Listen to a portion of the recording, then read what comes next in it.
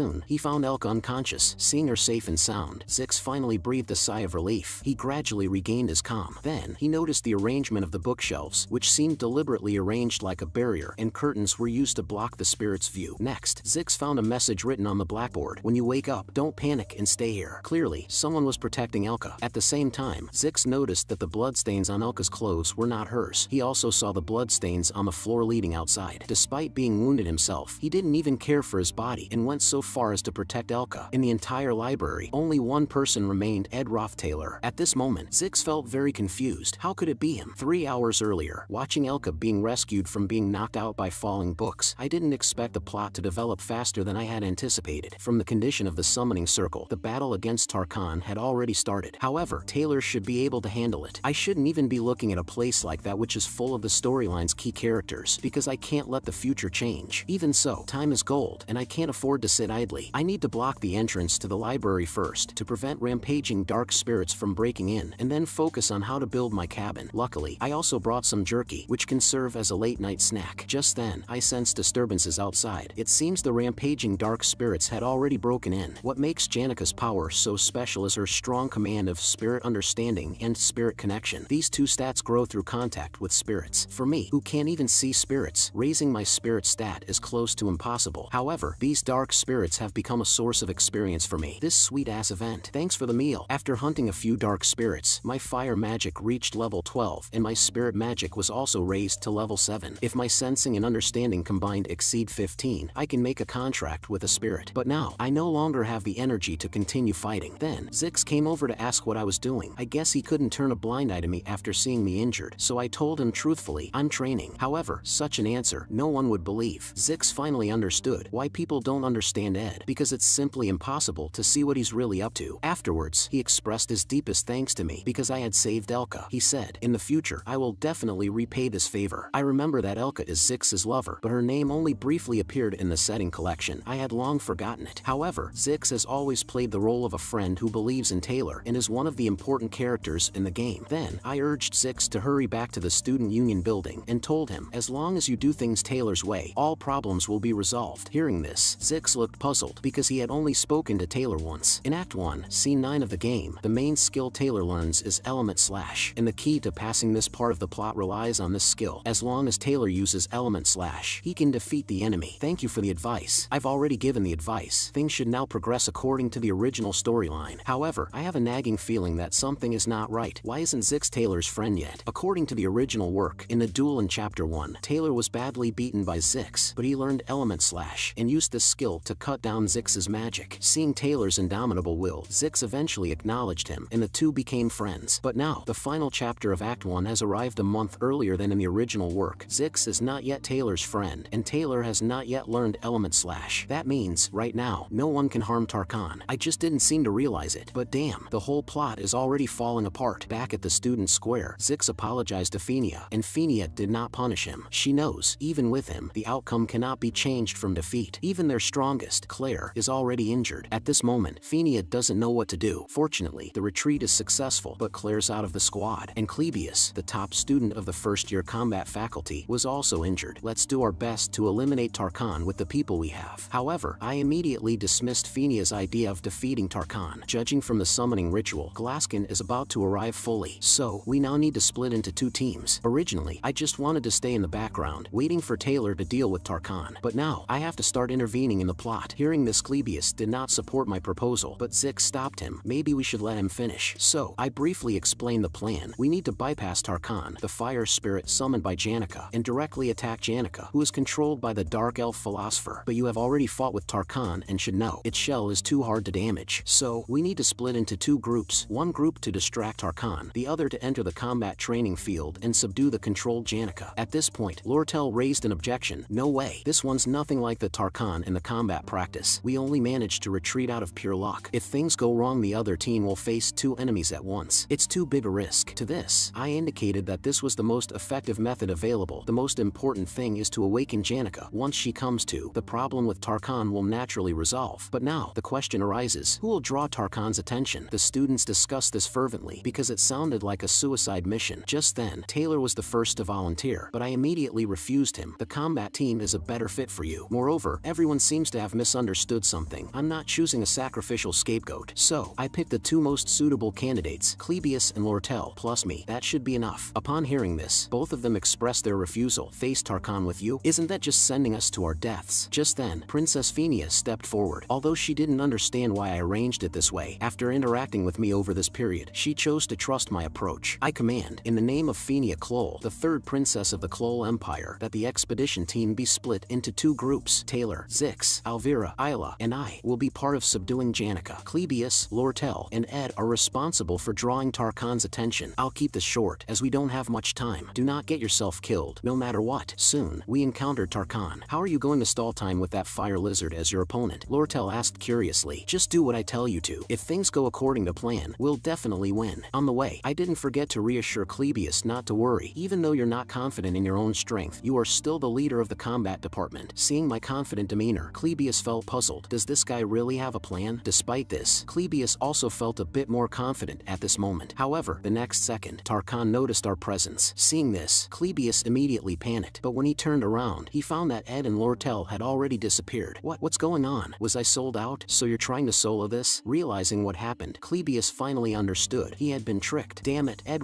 Taylor, why on earth are you doing this to me? Just now, after leading Clebius to face Tarkan, I stopped moving. Lortel indignantly questioned, so you mean to say, you want Clebius to sacrifice himself to complete the plan? To this, I immediately denied her assumption. Don't underestimate Clebius. Among us, his stamina is the strongest, and Lortel, your task is the most important. You need to clear a path for the subduing team. Even the heavy task of subduing Tarkan rests on you. Lortel stood in the corridor, began chanting a spell. I'm sure everyone will hesitate and doubt themselves, but you're good at this stuff. Just blow it up. In the next moment, she blasted the entire wall, leaving a huge hole. This scene, it left several people stunned. So what are you standing around for? At that moment, Lortel finally understood my intention. In the last battle, she had used magic to blow off the ceiling of the training hall. That's why I had arranged for her to carry out this task. Ed Taylor is truly an interesting man. Meanwhile, Clebius was still racing against the Grim Reaper. Seeing this, Lortel gathered her magic again, because I had already explained the rest of the plan to her. Going against Tarkan in the student plaza means there's no escape. Since Tarkan can't run away, the only way is to apprehend it. Tarkan's defenses are too strong. We just need to restrict its movements. Leave the rest to me. I was seen holding Jerky, running continuously along the corridor, and then I broke through the innermost door. Since we're lacking our strongest firepower right now, I decided to activate a key character from a hidden plot. Lucy, at this moment, was back on the rooftop where she used to nap. Strictly speaking, Lucy shouldn't appear in the current scene, so she was still sleeping. But because Belle became very sensitive due to the issue with Janica, Lucy had used up all her magic while escaping, and that's why she passed out. It can be said, the game intentionally excluded Lucy from the main storyline to maintain balance. However, smelling the aroma of the jerky, Lucy instantly woke up. I immediately stuffed all the jerky into her mouth. Then, with all my strength, I threw Lucy towards Tarkan's location. The next moment, a high-level lightning magic was triggered and lit up the entire square. Lortel immediately activated a protective shield. This instant could be the critical moment of the battle. Tarkan's hard shell, which could not be broken even with everyone attacking, was completely destroyed by Lucy's high-level magic attack. Now, our attacks could finally inflict fatal damage on Tarkan. Having come this far, I'll take what I can as well. The last hit is mine. The girl was once seen as the favored daughter of heaven. Everyone had high expectations for her. However, these expectations, while encouraging her, also brought tremendous pressure and anxiety, ultimately leading her down an extreme path. At this moment, the hero party finally arrived at the boss's room. Janica greeted them with her usual smile, only this time, she was controlled by Velocipher. Hearing the demon's roar, I knew the hero's act was beginning. When the sun rises, the script will end. But for now, I still have to deal with Tarkan. At this moment, I couldn't find Lucy's figure. It would have been great if she could help us defeat Tarkan, but the plot made her choose to keep sleeping. Lortel released 2 ice spears, but still could not kill Tarkan. But I know, we must sever Tarkan's head with one blow. This task could have been handled by Clebius, but his current condition just isn't up to it. So, I asked Lortel to create an opportunity for me. My life is in your hands now. Hearing this, Lortel felt the pressure. You make it sound too easy. Strictly speaking, this is indeed a big gamble, but I immediately dismissed her view. Rather than calling it a gamble, I prefer to call it an investment. At this moment, Lortel's lips slightly curved upward, because investment is exactly her area of expertise. Compared to those who rely on royal lineage, like princesses who only command others like kings, she prefers Ed's character. Since Ed has staked his life on her, she is also willing to risk her life in his company. At this moment, Clebius had exhausted his last bit of strength. Looking at the dark spirit, many times stronger than himself, I understand why he was so frightened. After all, a slight misstep could turn him into a victim of the dark spirit's blade. I tried to get close to Tarkan's position because only at a close enough distance could I inflict damage on it. Meanwhile, on the other side, a huge red demonic claw descended from the sky. I knew that was Glaskin's right arm. It seems Taylor and his group had successfully entered the final phase. All this was within my plans. But now, the timing was not yet right. Everyone was distracted by the commotion there, but even with such a significant disturbance, Lortel remained undistracted, and of course, so did I. Watching Tarkan so close at hand, at this moment, I really wanted to shout, "Wind's apex, meteor strike." The next second, the wind blade I released directly severed Tarkan's neck. Congratulations on defeating the high-level fire spirit Tarkan. At this moment, my spirit magic was greatly enhanced, and finally, I was able to make a contract with a spirit. Simultaneously, Taylor, single-handedly charging towards Glaskin's demonic claw, shattered the claw with his own strength, then blasted it. Such ability, truly befitting of the protagonist. With this, Chapter 1 of Janika's story comes to a close. As the first rays of morning sunlight spread across the land, all of us were utterly exhausted. Lortel looked at me and said lightly, "It seems this investment has paid off for us." Afterward, she reintroduced herself. "My name is Lortel Keklin." Then, she grasped my palm, placing the 3 coins from before in my hand. "Senior, now you owe me a favor." It seems she wants to keep in touch with me, but I don't want to get too entangled with her, so I'll just have to take it one step at a time. Meanwhile, Taylor also came up to me, expressing his gratitude. Although he has always held a grudge against me, this time, he owes me a favor. Looking at Taylor's demeanor, he seems to have awakened in the style of a swordsman. At this moment, he looks exactly like he does in the game. Truly cool. As for Clebius, he seemed a bit unhappy. That guy almost got me killed. However, this time many people stood by me. "Fellows, who understands?" Clebius expressed that he felt wronged. Then, Phenia mentioned that she could recommend me to the student council, but I immediately refused her. The first credit for killing Tarkan goes to Lucy. Taylor defeated Velosfer and Glaskin. They are the real heroes of this time. You're tossing the credit away. They indeed did a great job, but we are talking about you right now, or are you embarrassed? Alvira teased. To avoid affecting the original storyline, I always choose to keep my distance from the main characters. However, watching them grow, I can't help but feel warm and fuzzy. I watched them each play their roles in this world and solve their own problems time and time again. Taylor, who grows stronger with each trial. Isla, who aids Taylor in his strength. Phenia, who accepts her kingly fate and matures slowly. Zix, who seeks his own path within the cracks of civilization. Clebius, who starts to have confidence in himself. Alvira, who realizes that her life isn't all about fun and excitement. And Lortel, buried in gold coins, reflecting on her own life. These protagonists each have their own burdens to bear, and at the end of this road lies their trophy of success. Knowing all this, I turned and left. Subsequently, I arrived at the ruins of battle, a place I had never reached while playing the game. The stage after the story ends. Here is exactly where Lucy naps during combat training. I thought about it. Some things still leave me uneasy, so I returned here again. To make the protagonist's success even more dazzling, someone had to stay backstage. Earlier, I had discussed with Lortel the reasons behind Janika's rampage. Lortel once happened to see Janika's room. Each and everything in there was a beautiful symbol of sincerity and gratitude. The walls were covered with everyone's thanks and encouragement for Janika. Although the desk is large, there wasn't even space to put down 2 books. The sticky notes on the walls weighed on Janika's shoulders like boulders. However, the solution is actually quite simple. Just remove the sticky notes from the wall and toss the gifts on the desk into a corner. Unfortunately, like a girl from a fairy tale, Janika felt obligated to respond wholeheartedly to everyone's kindness and sincerity. Velosfer exploited the darkness in her heart, so Janika's rampage was inevitable. But why did it happen a month early? The protagonist of this script is Taylor. However, Lucy blew Taylor away with one move. Everyone at the school became a fan of Janika, and Lucy was able to contract with high-level spirits because she often went to the forest in the north, since it contained the perfect place to nap where my cabin is located. All of this is the result of a chain of butterfly effects from a character meant to exit the story from the very start. At this moment, Janika didn't expect someone would find her so soon, because right now, all she wanted was to have a good cry. At this moment, a memory surfaced in my mind. Marilda once hoped I could save Janika, as if to prevent her from falling into this predicament, almost as if she was pleading for my help. When everyone was overly caring and pressuring Janika, I chose to keep my distance, completely indifferent to her. Perhaps it was precisely because of this that Janika felt she could rely on me. In the end, Janika failed to successfully contract with a high-rank spirit, and in her haste to perform the summoning, was controlled by the dark spirit and blinded. In places unseen by others, she desperately tried to meet everyone's expectations. Despite her failure, she still wore a smile. At that moment, I stopped her. Although I didn't know how much the sentence could comfort her, I still said, "You've worked hard during this time." The protagonists perform exuberantly on stage, praise and applause pouring out like a tide. Yet behind the stage, it is quiet and dark. The first act's villain quietly exits the scene, completely unnoticed under the protagonist's spotlight. I have witnessed the completion of the first act countless times, crimes, and at this moment the spirits are continually drawing closer to me. I was utterly shocked. I seem to see a different ending. It is only now that I feel like I've properly seen it to the end. My spirit magic reached level 10. The fire spirit, Elgo, is interested in you. The wind spirit, Driss, is interested in you. The high-level wind spirit, Marilda, has developed a strong interest in you. A few days have passed since the end of Janika's disciplinary committee trial. Janika admitted to all her crimes and expressed her willingness to accept all punishments. However, during the first trial, professors and friends all stood up to support her. In the second trial, Phinia chose to forgive her crimes because Janika had erred while under the control of Velocipher. Lortel also stepped forward and compensated for all losses. However, all these actions were not purely benevolent. There was profit to be had as well. In the contract, Lortel added a clause: have the taxes on all educational supplies sold at the school. Ultimately, Janika's punishment was as follows: cancel the support perks for the school's top student, revoke all prizes and honors, strip her of the right to reside in Ophelis Hall from next semester, probation for 10 days and suspension for 20 days. Upon learning that Janika was not expelled, both classmates and professors were pleased. However, they noticed that Janika often spaced out alone lately, presumably because she felt very guilty. In that case, we gotta step up. So, everyone decided in her presence not to bring up anything about Glaskin anymore. However, the first thing Janika said caught everyone off guard. Why is there such a big difference between liking and loving? Of course, I wasn't the one who asked the question. Janika continued, I have a friend who had a dream. She dreamt she married the person she liked and then lived a carefree life. However, neither Janika nor the other person is a fool. Janika, you're confined for 10 days. You can't meet friends, right? At this moment, both felt awkward to debunk her. What else did that friend say? Staring into the void in the room, she suddenly remembered that person's face. Annis immediately ran off saying she has something to do. Meanwhile, Clara was caught in a dilemma. If not careful, the whole school might know about this, that Janika Faylover has fallen in love. Then she called out Janika's attention. Shouldn't you think of this simply without much complications? Whether you like or hate someone is kind of a mystery. Isn't it better for your friend to just be honest about her emotions right now? To this which Janika agrees. Clara also informed Janika that talking such sensitive topic won't be great for her friend's reputation. Hearing this, Janika is flustered. You're right, Clara. It could have been bad. Thanks for giving me genuine advice. I gotta get back to the Ophelis Hall now to report my suspension. Clara then waved goodbye to Janika. When she left, Clara felt relieved. I did it, Annis. I prevented the rumors for now. Meanwhile, on the other side, thanks to Phenia's help, my tuition for the next semester was waived. I used the gold coins in my hand to buy some items, but I was curious why Janika seemed to be avoiding me lately. After the end of the first act, greeting Janika shouldn't be a problem, right? Just as I greeted her, she jumped in surprise. Am I that scary? Immediately, she made an excuse of having something to do and hurried off with her face covered. That stunned me. Even the usually kind Janika didn't want to deal with me. It seems changing Ed's image is a long and arduous task. However, next, I need to start building my house. After the magic level increased, tasks became much easier for me. The scene shifts. 6 days later, due to final exams, I temporarily halted the construction of the cabin. This time, my exam results were quite high, but Janika still ignored me. Her friends Clara and Anise, their faces clearly warned stay away from Janika. I didn't bother them, and summer vacation quickly arrived. I devoted all my time to building the cabin. Every time I went to check, I would always find Lucy lying on the traps, sound asleep. This forced me to abandon the idea of using beef jerky as bait. Belle often gave me some herbs and mushrooms, then asked how things were going with Janika. When I mentioned that Janika seemed to hate me, Belle looked at me with a puzzled expression. Time quickly moved to 1 month later. Building the house wasn't as smooth as I had imagined. One side's pillars and walls all collapsed. One day, I saw Janika and her group again at the pastry shop. Whenever Janika met my gaze, she would immediately run away, and her roommate was full of hostility towards me. On the 37th day, Zix came to help me. Following my last reminder, Taylor and Zix became good friends, and the story finally got back on track. Time quickly moved to the 45th day. My cabin was finally completed. Although it's still empty, not even a single piece of furniture, but at least there are walls and a roof now. Completing the house with my own hands gave me an immense sense of satisfaction and accomplishment. In the shadows, Janika was secretly observing my every move. At this moment, she kept encouraging herself, as if she had made some kind of decision. I'm done with the walls, flooring, and the fireplace. It'd be good to put up a fence as well, as a storage for the firewood, and a few other stuff would be great too. Just then, I heard an impact above the roof, like something landed. I came to check it, and as expected, it was Lucy. This isn't a damn nap tower. Then someone called my name. It was Janika. Finally, she gathered the courage and greeted me. This left me puzzled. Wasn't Janika always avoiding me? Time rewinds to noon. Belle and Janika talked about Ed building the cabin. She didn't expect Ed to have such a talent in this area, but Janika already knew this. Only now, she simply couldn't face Ed. Belle told Janika she had seen the structure of Ed's room, hinting that Janika could also take a look. Janika really wanted to do so, but every time she saw Ed, she couldn't help but feel shy. Belle said with a smile smile. It's perfectly normal. Hearing this, Janica suddenly realized I should go see Ed's house. It's actually a very normal thing to do. Although she said this, Janica's expression was anything but normal. She braced herself and came in front of the cabin, constantly praising how great my cabin was built. But I was puzzled. Didn't the spirits tell you when I was building it? At this moment, Janica suddenly became uneasy. Of course they did, but they just mentioned it in passing. However, that wasn't the case. The spirits had been observing me 24 hours a day and reported everything in detail to Janica. When the spirits described it, they were over the top. Robust physique, majestic muscles, charming curves. Janica blushed hearing all this, but still, she steeled herself and said, "Actually, I don't know anything about your situation." Hearing this, I directly invited Janica. "Do you want to come in and take a look? Although it's just a cabin made of wood." Janica was flustered at first after hearing this, and then happily accepted my invitation. Time unknowingly reached evening. Ed built a bonfire for the night, and at this moment, Janica felt a bit anxious, because both Fenia and Lortel had done a lot for her. She didn't know how to repay these favors. I looked at her silently. "If you can't pay them back, just don't. Isn't it a generalization to think you gotta pay back what you owe?" Hearing this, Janica was shocked. I've never thought of it that way. Janica is such a person. She can't understand that the occurrence of these events is due to the genuine concern others have for her, which pressures her. Despite so many people paying her tuition or, so to say, investing in her, she still chose to move from the high-grade Ophilis Hall to the Dex Hall. All of this, just because she wanted to owe others a little less, even if just by a little. However, Ophilis Hall has single rooms, while Dex Hall has rooms for 8. Living all day under the envious gazes of her friends, Janica felt like she was living in a prison. But in the end, these couldn't solve her underlying issues, and the vicious cycle still hadn't ended. Maybe I could help her a bit. Then, I said to her, "If you want to be alone, you can come to my cabin anytime." Hearing this, she was shocked. "You're always welcome here." "I don't mind." Janica initially wanted to refuse, but ultimately accepted my offer. At the same time, she also said to me, "If you encounter any difficulties, I will definitely stand by your side. I hope you make sure to tell me." Then I looked at Janica and she was smiling at me. "When that happens, I'll help you at all costs." Hearing this, I felt relieved, then looked up in the sky, overwhelmed. "You say?" Deep in the night, I thought how second semester was approaching soon. From the timeline, the second act is about to begin. The Sage's Sealed Grimoire, written by the great sage Sylvania, is a high-level magic book, and the plot of the second act is triggered by it. The storm created by the Sage's Sealed Grimoire will sweep through the entire academy. However, I still appreciate Janica's kindness. I thought to myself, there probably won't be any major issues, right? With Taylor in front blocking for me, I can finally enjoy some leisure time in the back. However, the dispute at Ophilis Hall sets the stage for the story. The top students of Ophilis Hall can almost guarantee a noble-like life, not only with servants, but also many additional privileges, and that's exactly where the problem lies. After the holidays, as students were returning to school, the southwest side of the Valori area was experiencing a torrential downpour. The school only provided return carriages and boats for students of Ophilis Hall, even allowing them to return a few days late. Those ordinary students from Dex Hall who braved the storm and worried about being penalized for not arriving on time were extremely angry about this. Eventually, the pent-up feelings exploded in front of Ophilis Hall. The proposal for support for returning to Ophilis Hall eventually ended up in the hands of a certain merchant, Lortel. This merchant had previously made contact with representatives of the ordinary students. His goal was not to help the students, but to damage the reputation of the academy and Ophilis Hall. All they needed was to find a common reason for the lesser and ordinary students. Will Lane, who was adept at provoking and manipulating others with his words, would pull the trigger for the rest. The reason was already prepared. This was clear discrimination against ordinary students. Ordinary students had to return in pouring rain, while Ophilis Hall students enjoyed special treatment. Will Lane proposed an amendment, actively changed the final deadline for returning, and acknowledged the special treatment received by Ophilis Hall students. This proposal gained the support of the head housekeeper managing Ophilis Hall and some departments that are responsible for reviewing school administration. These people were already on Lortel's side, actively supporting her suggestions. At this point, whether the dean accepts Lortel's proposal is no longer important. Just discussing this issue is enough to infuriate those ordinary and lesser students. The situation quickly escalates. Ophilis Hall is filled with artworks commissioned by nobles and wealthy families. The wallpapers, carpets, and solid wood furniture in the rooms are all masterpieces of artisans. The more property damage, the better, ideally ruining the entire Ophilis Hall. As long as these students create a disturbance, the school, already in financial crisis due to the Glaskin case, will face another fatal blow. And for the Elt Merchant Association, currently negotiating with the school to purchase the Sage's Sealed Grimoire, it holds a very advantageous position. The Sage's Sealed Grimoire is as crucial to Sylvania as the heart itself. However, in times of despair, people are even willing to offer their hearts. Looking at the overcast sky, Lortel recalls her life in the slums. She often can't help but mock herself, now being able to stand here as if relieved of a heavy burden. This land, filled with a romantic learning atmosphere, reminds her of herself once living in thick darkness. Therefore, she would rather be completely covered by the mud of money than reveal her true feelings to anyone. To survive, she constantly struggled, ultimately becoming what she is now. Lortel knows clearly the essence of filth and darkness has never changed. Lortel has always been searching for her own kind. Even here in Sylvania, where people surrounded by halos gather, perhaps she might meet someone who can confront a life as wretched as that of a sewer rat. To survive in a grim reality, her methods are always the same. She's like someone hidden behind the stage, using a black curtain to cover the truth, a dark manipulator. The audience call her Black Veil. In the original work, during the occupation incident of Ophelis Hall, to stop the underachievers incited by Lortel, the protagonist team needs to break through obstacles from the 1st to the 5th floor, each level having a minor boss who obstructs them. First floor's minor boss, Tote, the decoy. Tote once mocked Taylor by calling him a loser, but was severely taught a lesson by Taylor and his group. Bearing a grudge, Tote was bought over by Lortel, becoming her pawn. His role was to overpower the rookie maid protecting the 1st floor and open Ophelis Hall's door and let the students in. Once the students get through the 1st floor, the Act 2 Phase 1 middle boss Tote plays a certain role, the role of stopping the main character and his friends who'd come after them. So, you're the one Lortel bought off. Page 1 of Act 2's minor boss, Tote, the troublemaker, officially makes his appearance. This character was supposed to be Tote, but somehow, I inexplicably became this term's minor boss. So why the hell did I become a middle boss? If we rewind to 2 days ago, everything can be clearly explained. In order to train my skills, I had to use a bow and arrow while hunting, but after a semester, my archery skills still haven't improved. More importantly, in the camp, more and more frequently, I keep getting visitors. I feel like the fact that I'm living in the northern forest is something a lot of people are becoming aware of. Anyhow, among them, 3 of them are worth mentioning. The first is the extraordinary genius magician Lucy. Her visits are never at a fixed time. If you're not careful, she might just appear behind you. There's a door now. Let's make a back door as well. Are you going to make a chimney too? I push her away, but she keeps on appearing. I can't help it. After all, I really can't beat her. Conversely, the second visitor is very welcome. She is Janica, the top student of the 2nd year. She occasionally brings me some food and even kindly helps me do laundry. For this, I am very grateful. However, every time I praise her, she turns her face away shyly, which really confuses me. I just can't understand girls' thoughts. However, when it comes to Lucy's appearances, Janica occasionally exhibits inexplicable behavior. The last visitor, known as the Golden Daughter, Lortel. Lortel is the mastermind behind Act 2, and she is gathering support for the rebellion at Ophelis Hall. I don't want to get involved, so I firmly rejected her proposal. If I don't intervene, everything will proceed according to the script. But when I heard from her that Toad had fainted, I was stunned. This confused me. Why didn't things go as scripted? What? Why did he faint? Tell me what happened. Just before this, Toad, according to the original script, went to trouble Taylor. According to the original storyline, Taylor was supposed to beat Toad severely. When Toad insults Taylor, saying he's worse than Ed, even less than an insect, a fist was supposed to land hard on his face. However, this time, the punch was thrown by Zix. No one knows why, but this time Zix appeared unusually angry. I don't have anything too hard for you to do. Take this key from Alice and enter the Ophelis Hall. When the inferior students flock there, you just need to open the door. I asked her, why me of all people? Well, regardless of how much money they get, there's no guarantee they won't rat me out to the Academy's inner investigators. If they say Lortel is the one behind all this, what will become of me? I can't just trust anyone. So, inexplicably, I took Toad's place, becoming the minor boss on the 1st floor. Ed, you were kicked out of the Ophelis Hall, weren't you? Don't you want to screw the Academy over in return? Lortel smirked. If that's the case, I just need to appropriately go along with the script and play my part in moderation. Before this story gets any more distorted, I need to bring the story back to its original trajectory. One day before the Ophelis Hall incident, I began to sort through the entire plot. Lortel's ploy to drive the Academy's finances into complete madness. As per the storyline, Lortel succeeds with this conspiracy and forms Merchantry, a profitable group in the Academy, thus creating a structure that rivals the Student Association, led by Princess Phenia, the idealistic Student Association, and the realistic Merchantry. The final outcome depends on the faction chosen by Taylor. For me, just see which faction wins, and then stick by that side. After all, I have my own life to live. Just then, Janica came over. Since she was moving out of Ophelis Hall, she brought many things she no longer needed. Seeing her expectant look, I understood she wanted to give me these so-called unwanted items. Knowing her intentions, I chose to accept her gifts. Upon hearing this, Janica seemed very happy. Just then, she noticed Lucy on the roof. Curiously, she asked, does Lucy often do this? Lucy's unusually strong power is not without its costs for her. Using laziness as an excuse, she leads a life of evasion. For many years, she has diverted her gaze from the destiny she promised herself. On rainy days, this girl always immerses herself in reflection on her life, but eventually, she must accept her fate. When I told Janica that's how she is when it rains, don't mind her too much. I tend to just not pay any attention to her. Hearing this, she was very happy. Come to think of it, she's still inside Ophelis Hall. I remembered that that when the Ophilis Hall gets occupied, a large-scale spatial protection runes was triggered, trapping all students in their rooms, unable to get out. Although Janica could forcefully break through the array with her strength, the cost would be significant. So, I asked her for a favor. Tomorrow night at 9, go to the Rose Garden in front of Ophilis Hall. As for the reason, I'll tell you later. When Janica heard Rose Garden, she was already lost in thought. I can't really come up with the words to explain it to her right now. I should just get her out of there in case something unexpected happens, someplace not too far away where she can avoid the rain. Thus, she immediately agreed to my request. I'll get going now. See you tomorrow night then. Having said that, she happily ran back. Seeing this, I breathe a sigh of relief. Around the start of the semester, the rain will stop. I can finally enjoy the bright, sunny sky that day after a long time. The long vacation is also ending now. Time quickly moved to the next evening. Following Lortel's arrangement, I arrived at Ophilis Hall. The preparations are all done. Ophilis Hall's occupation starting now. We can't take this treatment anymore. This is the land of learning. At least guarantee us equality in grades. The student representative leading the protest is Will Lane. When the doors opened, the students were initially shocked and confused about what was going on. They eventually started going in. Will Lane was overwhelmed to find that the person he was meeting was me, Ed Rothtaylor. I cleared my throat and started my line. I have always agreed with all the things you shout out. Of course, I lived well off in the Ophilis Hall, but only when I was kicked out, I realized the special privileges I enjoyed. Hearing this, Will Lane was so touched. I am a fool. I judge you based on rumors. I didn't even know you're such a great person. However, at this moment, I was too lazy to waste words with him, and I urged him to act quickly. Will Lane would take the fall for everything. I'm sorry. Toughen up, Will Lane. At this moment, the head maid Alice was locked in the conference room, the key person controlling the protection array. The array that was supposed to protect the students now turned into a tool to imprison them, all under Lortel's command. The story continued according to the script. Just then someone called me, the Black Veil, who set this all up. Lortel finally took the stage. When Lortel arrived at Ophilis Hall, the story officially entered its crucial phase, because they needed to complete their plan before the teachers could suppress them. At this moment, Lortel suddenly stopped me. I know this is kinda out of blue, but have you ever killed someone? I knew what she meant, but I answered firmly, no, I haven't. Hearing this, Lortel smiled. I haven't either, but I have done similar things because I needed to survive. I understood. She was referring to her former self. To survive in the dirty world, she trampled on others' dignity, striking first to protect herself. But these actions were merely excuses she made for herself. This was exactly why she was called the Golden Daughter. She knew better than anyone that she was not deserving of sympathy. So, she ends up looking for it from other people. Lortel asked me, do you sympathize with people like that? Whether good or bad, loneliness always accompanies. To break free from loneliness, you have to find someone else struggling in the same mire. My answer remained, no. I told her, you have to take responsibility for your own choices. She is not looking for someone like me. After receiving the answer, Lortel was silent for a moment. Then she smiles. I said something useless. That was quite unlike myself. I should go do what I'm here for. After all, there isn't much time. After saying that, she left. I sat down to sort out the plot. Now, Lortel must have told Alice about their plan going forward. Once they make the defense magic at the Ophilis Hall go out of control and handed the control to the representative of the underachievers, Will Lane, the story will unfold with the current events intensifying. Then, Will Lane, packed with the dense protection of Ophilis Hall's defense spells, will transform into the 4th stage's boss. Now I just need to sit quietly and wait for Taylor to storm in here. Just gotta do an average job to drag some time and then lose. Although I may get hit a few times during the battle, it's inevitable. At the same time, in the Rose Garden, a carriage all made of gold passed by, which puzzled Janica as it only appears late at night and is only used by important people. However, she didn't pay much attention to it because Ed had an urgent matter and asked her to wait here for a while. Could it be preparing another gift for me? Thinking about it made Janica blush. Over the past 3 days, Janica has been wondering what Ed would say to her because, despite feeling guilty, she followed Ed's movements through Marilda. It's not just Lucy, Princess Fenia, Belle, and Zix even saw Lortel coming out of Ed's cabin. Most of them are female classmates. Janica felt a bit sad after knowing this. That's why she was going to wait for him no matter how long. Just then, Janica noticed the persimmon flower hairpin on her head. Maybe Cosmos would suit her better now. After thinking for a moment, Janica decided to go back and change it because she wanted Ed to see a more beautiful her. Meanwhile, in front of the Ophilis Hall, Taylor and his group have already arrived here. Taylor initially wanted to wait here for the teacher and then enter together, but he couldn't hold back Alvira's impatience to get her herbs cause it will lose their properties if she don't preserve it using magic in time. Isla, stop her. She's trying to barge in there all alone. Hearing this, Isla laugh awkwardly. Can't you just turn a blind eye? Alvira's the top student in the alchemy faculty. I'm sure she can protect herself. She's not the one in danger. Those poor students are. If she loses her mind, she's just going to attack them with any chemical she gets her hands on. Taylor and Isla tried stopping Alvira while she is determined to get to the 4th floor where her room is. Then she kicked open the front door, but when they saw the people inside, their faces showed disbelief. It was you, Ed Rothtaylor. Taylor. Taylor immediately asked me why am I in the hall. Alvira began analyzing the situation. Looking at the messy hall and the disordered footprints on the ground, Alvira finally understood. This is interesting. I didn't expect this. So, you're trying to stop us? To this, I gave a definite answer. Yes, I cannot let you pass easily. However, at this moment, Alvira seemed unusually confident because Zix had revealed a lot of information about me to them. Although your proficiency in magic has improved a lot, most of it is basic magic, and on our side, we have a decent swordsman, the strongest alchemist in the first year, and a mage. Can't you see the difference between us? Why are you doing this? Ed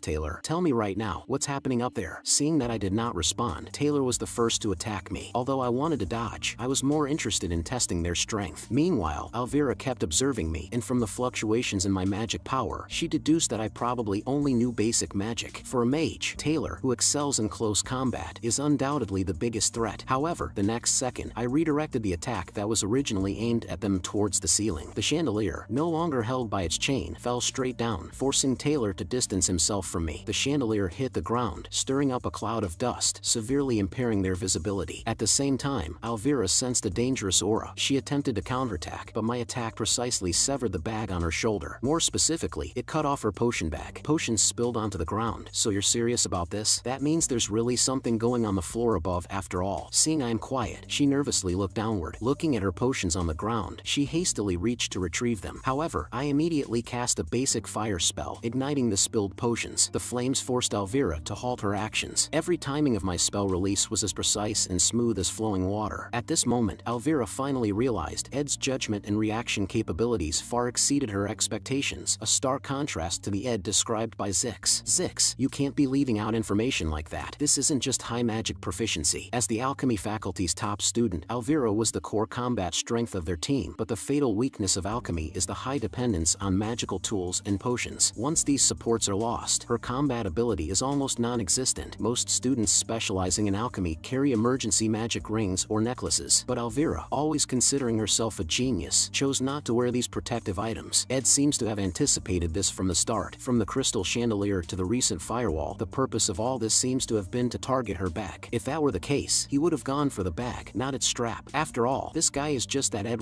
Taylor. However, at this moment, Alvira still had some trump cards left to use. She summoned a spirit rabbit and cast fire resistance and berserk spells on it. At the same time, Isla joined the fight, trying to extinguish the flames. Just the next second, a wind blade came at her, leaving Isla no time to react. Luckily, Taylor was there to shield her in time. Taylor knew that Ed was using this to restrain him. Taylor, you think you can take him down if you get closer? Alvira asked, which confuses Taylor. If yes, then go. Just then, Alvira completed her spell casting, and a berserk rabbit charged straight at me. It doesn't matter if I think I can, I have to. At the same time, she took off her magic-resistant cloak, draped it over herself, leaped over the firewall, and retrieved the scattered items. Seeing this, I need to act quickly, so I release Windblade spell towards her. With the items in hand, Alvira appeared more confident. Then, she threw a bottle of mixed potion. This is a special potion made from dice night butterfly flowers and gall mushrooms. When magic is released, the potion produces a special effect that can suppress magic power and eliminate the manifestations of magic, and temporarily subdues the products that result from magic formulas. That is to say, my magic power is now being suppressed. Acting like you're fine? We've got a warrior on our side. Now's your chance. Taylor, seeing this situation, I immediately chose to retreat backward, as I had already prepared for this. Then, I directly kicked over a barrel of oil nearby. The oil spilled, and the moment it contacted the burning oil, the flames surged dramatically. Taylor was taken aback seeing the flames. Alvira thought Ed was insane, because if the fire spread, all the students here would be engulfed in flames. At this time, Taylor decided not to hesitate any longer and used his newly learned skill, Elemental Chop, to end everything before any casualties occurred. Suddenly, Alvira noticed something was amiss. Is the window open? All the smoke was escaping through the window, and all flammable items had already been moved away from the scene. Could all this have been calculated by Ed? There must be more to this. She immediately signaled Taylor to stop. Just then, I pulled out my bow and arrow, aiming at Taylor. Taylor was full of confidence, believing he could block this attack. However, the arrow deviated in flight, and the target was not Taylor, but Isla. Isla couldn't even use basic defense at this moment. She couldn't dodge this arrow. When the arrow was only a fist's distance away from her, it suddenly stopped. It was Alvira who used control magic. After doing all this, Alvira finally breathed a sigh of relief. That was close. She used the claw hand, a magical device that can pull small objects within sight into the tool. At this moment, she noticed a piece of cloth tied to the arrowhead. Was Ed holding back all along? Wait, Taylor, be careful. I'm sure he has another trick up his sleeve. Meanwhile, I parried Taylor's attack with my bow and arrow, knowing in my heart that my task was nearing its its end. Soon, I heard noises coming from the second floor. The second floor boss Gloomy Clebius had escaped. With this, my mission was successfully completed. Immediately, Taylor struck and sent me flying. Seeing this, Alvira was confused. What the hell is his deal? He stared at me, angrily asking, why would you do this? Alvira carefully recalled the entire battle process, and she finally understood. Ed had been playing us from the start. If Ed really wanted to finish them off, he could have hidden in the shadows, using the crystal chandelier for a sneak attack, rather than standing openly here to block them. And every step he took afterwards was very calculated, each detail filled with doubt. Are you done now? If you're done, go up now. Stop yapping at me, I told them. This left Taylor momentarily stunned. Just now you were desperately stopping us, and now you let us go up without saying anything? Alvira immediately questioned me. Why did you let us off? I'm not leaving this place without knowing why. Answer me. Why did you let us win? I know Alvira's personality, but I didn't plan to answer her, letting her speculate wildly. Just then, the door was slowly pushed open. The persimmon flower pin was her choice after thinking it over for the whole night restlessly. And the white knight who was supposed to be in the garden, yet he lay on the ground in tattered clothes, covered in blood, after being attacked by a suspicious group of people. This scene made Janica lose control instantly. It would be a lie to say that something didn't feel right. He may caught up in some unexpected trouble. However, from his simple life to the way he showed himself during the subjugation of Glaskin, no matter how big or small the job is, Ed Rothtaylor was someone who had created a certain expectation around himself that he could somehow solve any problem. Only after being stabbed in one's blind spot, hidden in their complacency, someone able to truly reflect on themselves. But Ed never asked her for help. He made sure that she was outside of Ophelis Hall and left her a letter that was so unusual. He did this because Janica had already been given various disciplinary actions due to the Glaskin incident, so he made sure to push Janica away from the battlefield. At this moment, Janica finally understood why I had sent her to the Rose Garden. It was to keep her out of this fight. Although she still didn't know exactly what had happened, seeing me injured made her very angry. So what are you guys doing? Taylor tried to explain the situation, but Alvira sharply realized that something was very wrong with Janica. She's taken a stand against us. At this moment, Janica didn't want to know their reasons. All she knew was that Ed had been hurt by them. Seeing this, I immediately felt a sense of dread. Both Isla and Alvira were utterly shocked. As the top spirit master of the second year, her power was unquestionable. Then, Janica signaled to me, give me 1 minute. Watching the spirit group behind Janica, Alvira immediately grabbed Taylor and Isla and turned to flee, as they simply could not contend with Janica. At the same time, from my injured appearance, Taylor sensed that the situation at the Ophelis Hall was very serious. Facing adversity, Taylor never gives up. Clearly, he is destined to take the protagonist's path. Then, I grabbed his collar, pulled him, and threw him toward the stairway. Leave this to me. Hurry up to the second floor according to your plan, before I change my mind. Just a bit ago you were trying so hard to block our path, but now you want us to just go to the second floor? Alvira looked very puzzled. Do you really plan to handle these elves alone? I didn't answer, just gently tapped her head. Take your magic tools and leave quickly. I'm sorry I tore up your back. Without knowing what really is happening, Alvira agreed. To quickly end this crisis, Taylor and his group immediately rushed to the second floor, and my method to deal with Janica was simple. Directly wake her up. I walked straight up to her, and although this act seemed very impolite, but this is currently the most effective solution, I placed my hands on her shoulders and softly said, I'm really okay. You see, I'm fine now, right? So you don't have to go overboard. This sentence made Janica freeze. Ed actually put his hands on my shoulders. Janica's face immediately flushed red, like a teapot about to boil. Watching Janica gradually come to her senses, I gestured for her to call back her spirits. I can barely stand anymore. The wind is too strong. Of course, it must be hard for you to stand up. I'm sorry. What did I do? I'm such an idiot. The people upstairs were instantly stunned. Was it resolved that easily? After giving them one last reminder, it's up to you now. I finally exhausted all my strength and collapsed to the ground. Moments later, Janica, seeing my blood-covered appearance, had eyes full of distress. Although it was slightly different from the plan, I had completed the first floor boss's task. Next, I can finally return to the cabin to rest. Just then, Janica mentioned that she saw a luxurious carriage in the Rose Garden. Although she didn't look closely, the crown symbol on the vehicle was very conspicuous. Hearing this, my heart suddenly shook. That is the symbol of the president of the Elt Merchant Association, Lortel's foster father, the King of Gold. Elt. He is the mastermind behind the murder of Lortel's biological father and the fake boss in the final plot of Act 2, the battle for the Sage's sealed grimoire. After losing to Lortel, he disappeared. But now, what's more important is, he has arrived at the academy earlier than expected. This means there has been a significant change in the course of events. Meanwhile, in the corridors of the 5th floor of the Ophelis Hall, Lortel was sharing her grievances with Alice. I was abandoned. Alice knew she was referring to Ed. Originally, Lortel felt a kinship with Ed, but when she tried to get close, Ed ruthlessly rejected her. Do people like us deserve this answer for a lifetime? Alice has been the head maid of the Ophelis Hall for 20 years, respected by many students for her excellent abilities. In order to make Alice submit to her, Lortel spent a lot of money, but in Lortel's view, finding a kin made the money well spent. Lortel always longed to find a semblance of freedom from her loneliness in front of those she considered her kind. She once risked her life over a gold coin in the garbage heaps of the slums. It was because she grew up in a dog-eat-dog environment that she clung so tenaciously to this sense of kinship. Regardless of her unfortunate past and the circumstances that pushed her to the corner, Lortel was clearly a villain and a black veil. However, just as Lortel let her guard down, Alice suddenly held a knife to her throat. "I'm sorry, Miss Lortel, I am not your kin either." At the same time, Taylor caught Clebius trying to flee and forcibly brought him back into the fight. The squad then subdued the third-floor boss, Kelly, who was in charge of laundering bed linens, and successfully advanced to the fourth floor of the Ophilis Hall. At this moment, they became even more cautious because the immense pressure from the first-floor boss made them dare not take any chances. However, when Will Lane activated the defense magic array, he was immediately controlled by a backlash from the array. This was a conspiracy by Alice and Lortel. The magic power contained in the array far exceeded Will Lane's control. In an instant, the Ophilis Hall shook violently, and the students inside thought the building was going to collapse, each employing their skills to flee the scene. Seeing this, Taylor signaled Elvira to use the Night Butterfly Flower Potion, but the Night Butterfly Flower Potion was ineffective against the magic array. At that moment, she took out the anglerweed reagent, a concoction made by melting anglerweed seeds and emperor clam, which effectively restricts the movement of magic. After Elvira created an opportunity for the two, Taylor immediately launched an attack on Will Lane. Is it finally going to end? With a loud explosion, the fourth-floor boss was defeated, and the squad's progress became smoother. Meanwhile, I found the luxurious carriage Janica had mentioned, and indeed, Elt himself was inside. Normally, a carriage of this scale would be accompanied by at least a dozen others, but this time there was only one, clearly for a stealth operation. I was puzzled. The carriage had been parked for a long time. Why did Elt choose to get out now? Could it be that he was waiting for news of the destruction of the Ophilis Hall? Just then, a maid nearby caught my attention. It was the third-floor boss, Shinny, responsible for managing the cutlery. Shinny is one of the orphans adopted by head maid Alice, and by all accounts, she should be serving as the boss on the third floor, but at this moment, she was with Lortel's enemy, Elt, which was obviously not right. That is to say, Alice has betrayed Lortel. This outcome leads to only one possibility, Lortel's destruction. In Act 3, Lortel will engage in political struggles with Fenia, but now, this conflict has become even more complicated. I have taken the place of the middle boss, Tote, and after various twists and turns, I now find myself having to intervene again to handle some matters that Lortel is unable to manage. At the same time, I turn my gaze to Janica. I need her help. However, I don't know how to explain the current situation, nor am I sure if she would accept it. But unexpectedly, Janica agreed without hesitation. Whatever Ed needs me to do, I won't refuse. Her response surprised me, but it was mostly a relief. At this moment, Elt arrives at the academy, precisely because he has learned of Lortel's betrayal, and more importantly, Lortel now holds a secret over him. Elt had personally killed her biological father. Lortel used the sage's sealed grimoire to lure Elt to the academy, ensuring he could not focus on any impending crises that might affect the Elt Merchant Association. Alice's betrayal was because Elt offered her more money. If Lortel could offer more, she might return to her original position. Although your story of revenge is touching, I have reasons why I must do this. Alice's cold tone was like a sharp blade, leaving Lortel frozen in place. Meanwhile, Taylor and his group finally reached the fifth floor. Taking advantage of the moment Alice was stunned, Lortel escaped her control, as she still had a chance to turn things around. As long as she could pin all the evidence on Alice, she could clear her own name. However, when she tried to speak, she found herself unable to say a word. Ultimately, she fled the place in tears. At this moment, the only thought in Lortel's mind was to pin all the blame for the falsified accounts and losses on Elt. She needed to complete all this quickly and then find a safe place to hide. Although she kept reassuring herself, the collapse inside was hard to control. Although I have been betrayed many times, now is not the time to be sad. I reached the room before Elt did, and as long as I could get the message out, everything would be resolved. Elt soon arrived here, and I was already blocking his way. Before the teachers arrive, I must stop anyone from entering this building. Currently, the plot is driven by three main characters. Lortel wants to dethrone Elt to avenge her parents and ascend to the position of guild leader. Elt tries to thwart Lortel's plans to ensure the smooth progression of the sage's sealed grimoire purchase plan. Alice moves between the two with complex motivations. Although I still don't know the real reason behind Alice's betrayal, according to the original plot, she will meet Taylor and his group on the fifth floor. I'm gonna leave her in their hands. I can trust them because I've already confirmed Taylor's abilities, while I just need to hold Elt back, ensuring he cannot enter the Ophilis Hall. As long as I block Elt, the affairs at the Ophilis Hall will proceed as originally planned. Isn't this Mr. L. Kecklin, the president of the Elt Merchant Association? Please allow me to notify the school to provide you with better service. Elt just gave a cold look. This old fox obviously saw through my intentions right away. You're one of Lortel's people. 10 minutes ago, to keep the plot aligned with the original, Janica and I found Zix. Who would have thought? This guy who looks all brawn turns out to be a mage. However, seeing Zix come with us, he looked looked very surprised. By any chance, are you two dating? Hearing this, Janika's face turned red instantly, and she quickly explained that wasn't the case. Seeing that I didn't speak, she thought I was upset about it and quickly lowered her head to add softly, "It's not like that." Seeing this, I immediately denied her assumption. Zix asked an impolite question. Seeing this, Zix quickly apologized. "Sorry, I thought you two were a couple. You even broke through the wall to find me. Is there something urgent?" To this, I gave an affirmative answer. "There is indeed something very important right now." Then, the scene from the beginning occurred. "Are you enchanted by her looks? Instead of guarding a coin you're not sure you can get, better seize the opportunity at hand." Elt sneered and continued, "That child, I raised her from a young age. I know her better than anyone. Just show your back to her, and she'll stick a knife in it. Now, I'll give you double the money. Move aside." Hearing this, I smiled and responded lightly, "Thank you for the generous offer, but I have never taken any coins, so what's the point in doubling that?" Seeing this, Elt signaled his guards to act, but Zix and Janica had been waiting for a long time by the side. "The next steps are up to you," I said to them. "I will definitely repay this favor in the future." Hearing this, Zix smiled. "Wasn't I the one indebted to you to begin with? Now, my primary task is to find Lortel and bring the storyline back to the original plot." Soon, I spotted her. Lortel was very surprised to see me, and before she could react, I immediately said, "Follow me closely." In Lortel's view, there is no such thing as kindness and trust without a reason in this world. Elt Merchant Association's receptionist, Shiro, was attentive to Lortel because he hoped she might inadvertently reveal valuable information. The company employee, Cadden, acted generously in front of her because Lortel often tipped him. Even the pet bird Tina at the academy was fond of her because she provided the highest quality feed. All kindness some with some reasons like that as a tag, at least in Lortel's world. However, even so, she still miscalculated like a fool. Janica, who grew up nurtured by kindness and love, was completely different from her. That day, how eagerly she looked at Ed, watching the girl in front of her who demanded no price and harbored no greed. Lortel also longed to have such a relationship. However, when she disclosed all her plans to Alice, what she received in return was a ruthless betrayal. Having seen such a side, one should never forget my gloomy, dirty self. Lortel thought to herself with self-deprecation. This time, she had bribed 5 people. Alice, Shinny, and Kelly had already sided with Elt, and Will Lane might also help Elt, but this person was uncertain. Just then, she stopped walking and said softly, "Sorry, Senior Ed. This puzzled me. I'm clearly on your side. As you can see, the situation is unstable. I might not be able to give you the gold coins now." But I ignored her apology and grabbed her hand. "If Elt catches you now, your life is over. Everything else is for after we escape." Lortel was stunned. She didn't understand why Ed would help her unconditionally. Meanwhile, I asked her about her current situation. If it were the Lortel of the past, she would never trust anyone without seeing a clear reason. But facing this man, she found herself involuntarily choosing to trust. "Elt sent me to steal the Sage's sealed grimoire," she whispered, "because last summer, after the monsters attacked from the eastern mountains, equipment prices plummeted. So Elt bought up all the remaining equipment, monopolizing the market, hoping to make a huge profit through insider trading." Hearing this, I also understood the next move. This is illegal trading. 3 merchants, A, B, and C, monopolize the market's low-priced items, then artificially raise the prices by trading with each other, creating the illusion of scarcity. This behavior causes prices on the market to continue to rise, giving people the illusion that they must buy these products now, which is known as hunger marketing. If they sell the products they've gathered at this moment, they can make a ridiculous amount of profit. But the premise of illegal trading is trust. If merchants B and C sell the items behind merchant A's back, the prices would plummet instantly. And merchant A, who desperately sold off their bonds in order to mass buy the product and monopolize it, Elt would face a downfall due to huge losses. And Lortel, for this plan, spent years bribing other trading companies, enough to rival merchants B and C. "So, you plan to use the Sage's sealed grimoire as bait to lure out Elt, who is in dire need of money, make him leave the headquarters of the store, and take the opportunity to sell off the armor at the headquarters, right?" Hearing my analysis, Lortel was shocked. How did he figure out all the issues so quickly? "That leaves you with only one thing to do. We got to somehow notify the trading company to sell off the equipment immediately. I have a carrier pigeon in my room. It's my direct line of communication with my forces inside the headquarters. Then you win as long as you send that pigeon to the headquarters and stay hidden till the sale is done. But my father is probably expecting that as well. I'm sure he's planning to capture me tonight and make the traders on the inside confess about the whole plan." Hearing this, I fell silent, thinking of the next move, then looked at Lortel directly. "Listen carefully, Lortel. From this point onwards, you have to do your best to stay hidden and let absolutely nobody see you. The bridge off the island will surely be guarded, so we can have the coachman drive an empty carriage away. There's an incomplete cabin in the northern forest. You just need to hide in the cabin I built for 3 days. I'll send the pigeon to the headquarters. If I write a simple message like sell right now, your allies will take care of the complex matters, right?" To this Lortel affirmed. However, when I looked at Lortel, she seemed to be not focusing, so I grabbed her shoulders. "There's someone guarding the back door. I will take care of the troublesome person and then go to your room. When you see the right moment, once it's quiet outside, outside, run towards the forest. Lortel is in deep thought. Like a longtime ally merchant, he perfectly and harmoniously made a move and handled matters without wasting any time. The thought that I could trust and leave it all to him is actually crossing my mind. At this moment, Lortel looked at me seriously. Are you really in your senses? Why are you so out of it? Unlike your unusual self. To this, she called out my name. Senior Ed, why on earth are you helping me so much? This question caught me off guard, and I didn't know how to respond, so I just fudged it. I just feel like I should do this, I answered while walking out of the room. Lortel is eventually alone. Listening to the sound of heavy rain outside, Lortel inexplicably felt heat all over her body. Her knees felt weak, and it is so loud. Is it because of the fight between Alice and Taylor? But the sounds of battle from the first floor seemed even closer. She slowly placed her hand on her chest, feeling her own heartbeat. I can't believe this at all. It's my heartbeat. The scene shifted, and I saw the figure of the maid Shinny. I didn't expect you to be coming out of there, young Master Ed, for the supposedly last obstacle. This feels kind of bland. Now this painstaking attempted takeover is finally coming to a close. The warding spells guarding Ophelis Hall are returning to their original wielder. Her sword fighting skills are able to rival those of the combat department students, and enough magic skill to wield intermediate spells without a hair out of place. Her name is Headmaid Alice, and yet she still couldn't defeat Taylor. After all, the protagonist's halo always exists. Right now, I need to defeat Shinny and complete the final task. Now my magical power is nearly depleted. All I can do now is 2 or 3 beginner magic attacks. Shinny made her way to attack me first. However, I am very familiar with Shinny's attack pattern. Her first attack is always aimed low. Seeing I dodged the attack, she was shocked. I just need to predict her next move before she realizes it. After all, I have conquered this level many times before. I grabbed her hand, aiming for the knives on her leg. No matter how fast she reacts, I am able to take control of the situation and threw the knives away from her reach. Realizing the difficulty of the situation, she used her special ability, the privilege of the twin sisters, blessed by the same star from birth, ability sharing. Twins can use each other's abilities once a day. Low-level telekinesis magic. The next moment, several throwing knives are hurled at me. However, I have no intention of dodging it. The knives embed themselves in my body. Seeing this, Shinny is overjoyed. Did it work? But the next second, she freezes. I looked at her directly with no hint of pain at all. I simply pull the knives out. Borrowed abilities are full of flaws. The knives didn't penetrate deeply enough. I threw the knives away and kicked her sword so she could never fight back. That's it. I win. All of this took 1 minute. I can't disappoint Miss Alice. Get off me, Shinny cried out loud. Alice will lose, I firmly answered. Hearing this, Shinny looked back at me. You know nothing about Miss Alice. How much pain she's gone through. The struggle she endured. To be honest, I have no idea. The failed swordsman of Sylvania didn't go deep into Alice's motivation at all. At the same time, Taylor used an elemental slash and swiftly made his way in front of Alice. She was totally stunned and unable to react. With a bang, an explosion can be heard outside, marking Alice's defeat. Even after hearing Shinny's plea, my view hasn't changed. That has nothing to do with me. I'll never forgive you for taking Lortel's side, Ed. With that, she said her last words. Unfortunately, I know nothing about the lives of these side characters, but it's not like that's my fault. In this world, countless stories are destined not to be noticed. If you compare all the losses today with Alice's rescuing of orphans this whole time and weigh the good and evil she's done, people who decide their course of action based on such philosophies are the ones with lives worth living at the moment. As for me, my operational principles and ultimate goal since arriving in this body have never changed. It is simply to survive. After defeating the maid Shinny, who was in charge of the dishes, I have acquired a new skill, pain endurance. Temporarily stop body fatigue, delay the sensation of pain, postponing it to a later time. I threw a stone to break the glass window and silently went inside Lortel's room. While inside, I can't help but notice the surroundings. The luxurious wooden furniture and expensive decorations are all arranged strategically. The desk is covered in documents. The books are lined up perfectly. Everything in this room suits her. Just then, I found the carrier pigeon Lortel was talking about. I quickly wrote the letter that Elt is in Sylvania. It will take him at least 3 days to return to the main headquarters. And lastly, sell all acquired stocks of armor. After that, the carrier pigeon flying its way through the rain in the night sky will come back with Elt's head. My blood keeps on dripping. The stab wounds should heal as soon as the skin mends, so I'll be fine, right? If not for the help of Six, Janica, and a few other opportune moments, Elt would have captured Lortel, and her downfall would have been swift. But by now, the carriage Lortel hired is probably speeding out of the Arkan Mountains. Elt has no choice but to chase it, even if he captures the coachman and forces him to admit that Lortel never left. By that time, the carrier pigeon I sent will have arrived, and Elt's resignation will be complete. If it goes according to plan, Lortel should be waiting for me at the cabin. Just then, I saw Lortel's silhouette. You came out to greet me? How nice of you. However, Lortel didn't respond. Seeing this, I froze in shock. Right, I have to acknowledge things when they're due. I was a bit complacent. The opponent here is none other than the Golden Daughter, Lortel. In this case, the only ones who know that Lortel is the secret mastermind are the 5 she bribed. If Elt is gone, Alice must rely on Lortel only. Finally, Shinny and Kelly will follow Alice. Will Lane can be bought off like last time, but from Lortel's perspective, Ed Rothtaylor is a variable that can't be bought with money. If she just get rid of me in this remote part of the woods, away from the prying eyes, her perfect crime will be a success. Lortel Ketchum's real character is the secret mastermind. She would use and dispose of any human she gets her hands on. Truly a villain. I need to use my brain if I want to survive, but my body wouldn't move. So, this is how I will end in this world. I should have known. Then the next second, I saw Lortel cut a strip of cloth with a knife, and she handed it to me. Why did you have to get so hurt? Her tone was cold, but her actions were complex. I was taken aback, not expecting that she wasn't trying to attack me, but was actually helping me stop the bleeding. Although I know she is cautious by nature and never trusts anyone easily, at this moment, she seemed to let down some of her guard. I'll help you walk. The rain stopped, so I started a fire. She then looked at me worried eyes. For now, let's just sit and warm up. The incident at the Ophilus Hall finally came to a close, and Lortel once again displayed her cunning tactics. So, did everything go as planned? I asked Lortel. Of course, I got a promise from the coachman. He said that he would try his best to attract their attention and buy some time. He's even willing to risk his life. Hearing this, I was suddenly stunned and couldn't help but wonder in my mind, she wouldn't have taken someone's family hostage, would she? But I soon learned the answer. If the plan succeeded, Lortel would naturally become the president, and the coachman clearly understood the stakes involved. The fact that I owe you a debt is incredible. What do you think? Don't you feel a lot of pressure on your shoulders? Hearing this, I didn't show any reaction. Lortel flashed a meaningful smile, as if everything was under control. However, she knew best that the person she should be most grateful to was Ed. She said she would never forget this favor. Just then, she seemed to think of something and suddenly asked, Senior, you and Janica are close, right? I looked at her blankly but nodded in response. Yes, my relationship with Janica is indeed good. She's a great person. Lortel smiled gently, her tone surprisingly sincere. I respect her too. She's kind, excellent, and very hardworking. This made me even more puzzled. Why suddenly ask about Janica? However, Lortel did not continue to explain, just showed a heartfelt smile, and then said meaningfully, it's just that, I'm not that nice. Meanwhile, at the Ophilus Hall, Elt suddenly received a report from his subordinates. Then he hurriedly left, as if he had lost all interest in the current state of Ophilus Hall. Even for Zix, dealing with several mercenaries at once was extremely difficult. However, instead of dealing with mercenaries, it seemed more like stopping allies. At first, Janica just looked worried, but at some point, the spirits started to become violent. It must be stopped before casualties occur. Zix loudly asked Janica if something had happened. Senior Janica, are you angry about something? Just then, a pigeon whispered something in her ear. She was quiet for a moment, then she showed a kind expression and said softly, I'm not angry at all. The next day it was very difficult to go to class because my school uniform was a mess. Zix lent me his uniform and told me about the news after that night. Will Lane took the blame for the destruction of the Ophilus Hall, while the captured head maid said nothing. At the same time, I successfully prevented Lortel, a key character in the plot, from exiting the scene. However, there has still been no response from outside, which seems to indicate that Lortel's plan is working. Now, we can only hope that the carrier pigeon brings back good news. However, this has had a significant negative impact on my workload. For me, this physically demanding job is already overloading, but I still need to complete it. Meanwhile, my advanced skill slot has finally opened, since the advanced production technique slots were currently empty. Acquiring a new technique that I could use was of the highest priority. I need to start learning new skills, such as spells for spiritual infusion that can be used in conjunction with elementalism and magic engineering for crafting daily life items and combat tools. Spiritual infusion was acquired automatically once you made a contract with a spirit and produced a product that contained elementalism. Magic engineering is mastered by successfully disassembling and assembling magic items of a certain level. I don't plan to waste my slot on spiritual infusion unnecessarily. I'll just randomly sign a contract with a lower level spirit for now. At this moment, Janica came to see me. But today is the start of the school year. Why hasn't she in class yet? My head hurts and my condition isn't all that great, so I'm just going to rest here and enjoy the breeze. You didn't get hurt while trying to help me, right? No way. Definitely not. Just then, she suddenly asked about Lortel's situation. When Janica learned that Lortel was in my cabin, her expression immediately turned wary. Although the Ophilus Hall incident has successfully concluded, things seem not to have completely settled down yet. There was still a lot of work left for Lortel to do. The first thing was to win over the former head maid Alice again. The second thing was to prepare for the negotiations to purchase the Sage's sealed grimoire. However, in the 3 days while waiting for a reply from Elt's headquarters, Lortel have to stay in this cabin anxiously. Though these days are irksome, Lortel does not tire of them, because with Ed by her side, Lortel can clearly feel her own heartbeat. Senior Ed's kindness makes me feel like I was snuggled in a fluffy bed. For some people, this may seem like a natural feeling, but for Lortel, it's more precious than gold. She definitely doesn't want anyone else to take him, not even Janica. Since so many people already like you, let me have one. If you won't, then I'll have to drag you into this murky swamp to fight. 3 days of cohabitation were a perfect opportunity for her. Then she planned to fill the entire cabin with gold coins. However, she also knew that Ed was very unlikely to accept. It might seem more natural if I help him with his tuition fees. This money isn't for you, senior. Don't get it wrong. For Lortel, who had never been in love, such lines were too cheesy. Just then, someone suddenly interrupted her thoughts. That's my spot. Lucy walked into the room, visibly sleepy, and lay directly on the sunlit floor. But soon, I picked her up. This one sneaked in again. To not disturb Lortel's rest, I had to carry her out. Looking at the situation, Lortel was speechless. Then she asked, "Does Lucy come here often?" I told her not to mind it, just consider her an accident. But Lortel clearly didn't think so. So, I had another competitor. But I still have a lot of time. Let me settle this within 3 days. The second morning of Lortel's cabin life came. However, things did not go as smoothly as she had hoped, because she had no time alone at all. These two were like ghosts, always appearing around Ed, which was really annoying. Time quickly moved, and I'm finally done with my newly crafted item. A handmade brick, and I acquired the stoneworking skill. The fireplace that couldn't be built because of the Ophelis Hall incident was finally finished. It's mealtime and I cooked barbecues for all. Considering that nothing much has happened yet, things are probably going as well as planned, but we shouldn't let our guard down just yet. After the Ophelis Hall incident, Lortel promised to give me 20 gold coins, and she also mentioned she could give me other things. Hearing this, I thought about it. Right now, all I can think of is building materials, but if there are magical engineered goods, that would work too. At this moment, Janika's eyebrows were furrowed like a curved knife. Meanwhile, I called out to her. Speaking of which, I have a favor to ask you. I've been studying spirit magic recently and want to sign a contract with a lower level spirit. Can you help me? At this moment, Janika suddenly looked triumphant. Then I'll be your teacher. I can get you to sign a contract with a mid-level spirit right away. Soon, she summoned a spirit. Just focus your magical power and feel its presence. Karis, will you try to talk to Ed? I was surprised. I can hear its voice a little. However, Karis seemed reluctant. He has to raise his resonance to a higher level to be able to hear us properly. This man doesn't have time to learn magic. Miss Janika, don't you know? In the previous weekly reports, he was either building houses or finding materials. Janika awkwardly put Karis away. However, I faintly heard something about reports, which made me question her explanation. Just as Janika didn't know how to explain, Lortel suddenly interrupted her. About the magically engineered goods, there's more stock than expected. If the senior could visit the trading company every 3 days, I can sell it to you at the maximum discount, and you can also come over for tea and a chat. Hearing this, Janika was shocked and she immediately objected. You should give him those for free. Ed helped you out so much. I'm still a merchant. This is about professional ethics. You're just making excuses. But I paid no attention to their argument, as next I need to prepare for magic engineering and spirit magic. Meanwhile, a voice interrupted us. The visitor was the new head maid, Belle Maya. She was here to convey a message from the former head maid. Hearing this made Lortel a bit anxious. Back when Belle was hanging the laundry, Janika's friend Clara visited Belle to discuss something. Well, don't be shocked. This is really top secret. Word of this must not get out, and you mustn't react too much either. Then Clara leaned closer to Belle's ear to whisper, I think Janika likes Ed, none other than the Ed